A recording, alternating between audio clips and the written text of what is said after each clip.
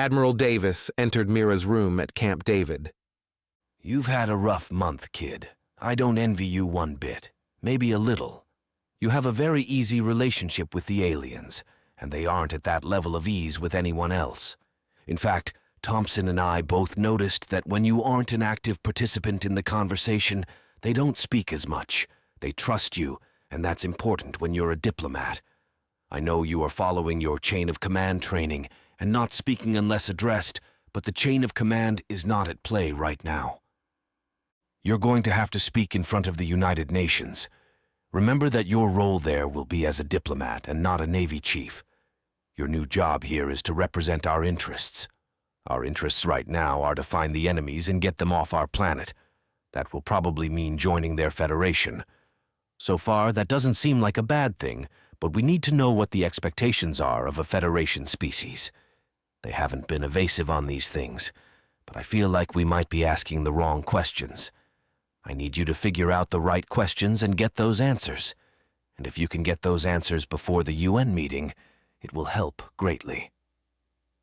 Thank you. I felt very lost since returning to Earth. She replied. Directly after the UN meeting, we will need to go into a press conference about the aliens. We know that the people get panicked and will make up their own stories, or even go to the sites they believe are alien bases and cause problems or even get hurt. Besides, we would rather they just join the military, but more importantly, we don't need people making nuisances of themselves and getting in our way with misguided ideas. You'll need to make a statement, so we will write that for you. Part of your job as a diplomat is to bridge the gap in customs and culture, so you will probably have to do a lot of public speaking in the near future to explain them, whether it is speaking to the aliens or speaking to humans. Do you think you can do that? Now is the time to figure this out. I can do this, Admiral. I still have 2 years left with the Navy. How is this all going to work out? Mira asked. We are writing up your honorable discharge, and your new contract as a diplomat is being written up as well. You will have a salary, and after the press conference, we'll get you out to the Bainbridge to collect your things and say your goodbyes with your crewmates. You'll also have an opportunity to go home and collect your civvy clothing. We'll get you clothing for tomorrow. It will be good for people to see you more as one of them and not another member of the military. At any rate, go and enjoy yourself. It's not every day you get invited to Camp David. Mira left her room and headed over to one of the communal areas of the building and found Vebi speaking with Juan Rawis. Juan Rawis looked over as Mira entered the room. You seem more at ease. Ah, I see. Your admiral spoke with you. I am glad he has said whatever you needed to hear. It was the chain of command interfering with being a diplomat, wasn't it? Vebi asked. Am I so transparent? Mira asked with a chuckle. Juan Rawis said yes, while Vebi said, You aren't see-through. You don't have the right color receptors in your skin. Like this. And then they briefly made their skin transparent. Mira laughed. I didn't know you could do that. It's very useful for medical checkups, but hard to do. Our color receptors are for mood and camouflage. Appearing as a floating sack of organs is not something you would want to be in enemy waters. And I understood. You looked like you could use a laugh. Come and sit with us. We're talking about which species would be best suited to your planet's many climates. Juan Rawis said. Due to all of the legends, we can assume that Luxi are the most numerous of the aliens here, and are likely in most of their strongholds. That means that any humans going into these battles will need to wear one of our training rings. Juan Rawis said. Training ring? Mira asked. Here, let me pull up an image on my portable. He pulled up an image, and it reminded Mira of a simple circlet or crown. He then showed it on a Quix child. Many of the animals on my planet can mentally lure weaker-minded prey to come to them. We used to have to watch our children very closely, or they would wander away into the jaws of a predator. I've had my ship start to make these with our material printers. We think there are a few bases underwater. Those will only have the Imperia there. They are not an aquatic species, but we know that they overpopulated their land masses, and so started to build cities underwater. In fact, they may be where your legends of Atlantis came from. We believe that the Imperia were the first to come here, followed closely by the Luxi. The Vasili, which is who your General Thompson spoke with, are the newest of that block. We realized that when he said the aliens said they had been on this planet for about 1,000 years. That's a little less than how long the Vasili have been in space. The Fluxusri won't be able to go too deeply into your waters. The atmosphere belts have limits, and the pressures of your deep waters is like your gravity for the Drala should they fly. However, your native octopi, if they will speak to the Fluxusri, may be able to do reconnaissance for us.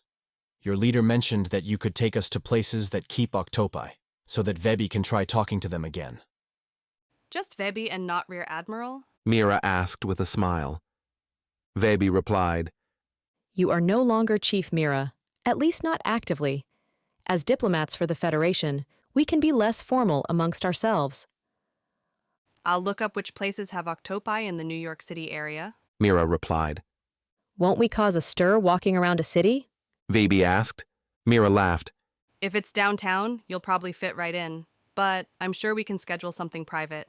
I know they are going to send me back to my ship to pack and then back home so I have my own clothes. I'm just not sure when that's going to happen. Admiral Davis already mentioned this to us. Our understanding of the order of events will be the introduction to the United Nations, the media announcement directly after, and then the next day a meeting among countries to determine communications and a chain of command between our peoples and yours for these endeavors. We think that it will be after that when you will be sent back to your ship and then your home. We would like to have Povin go with you for these things, and maybe one of Schwanrawis's people.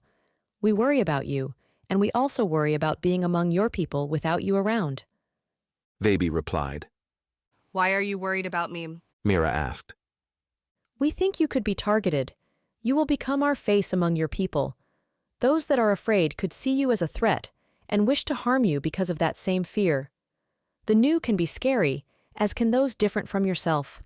It would not be the first time a diplomat was harmed due to fear by a newly contacted race.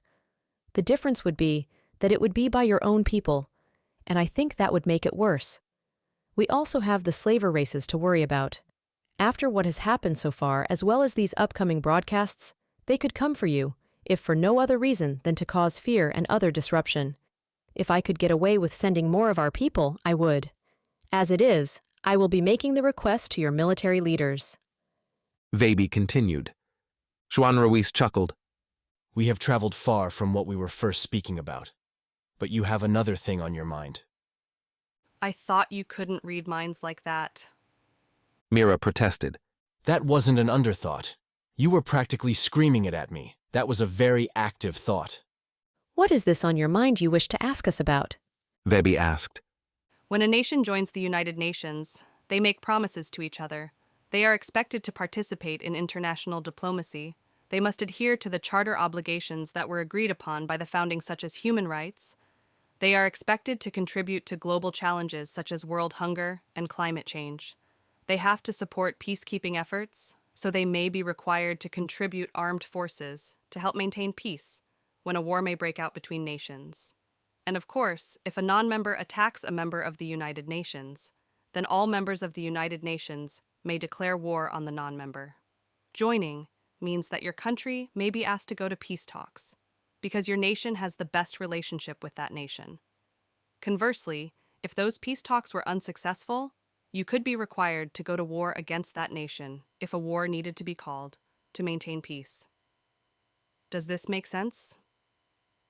Vebi and Schwanrawis made their indications of understanding. What are the expectations of a species that joins the Federation?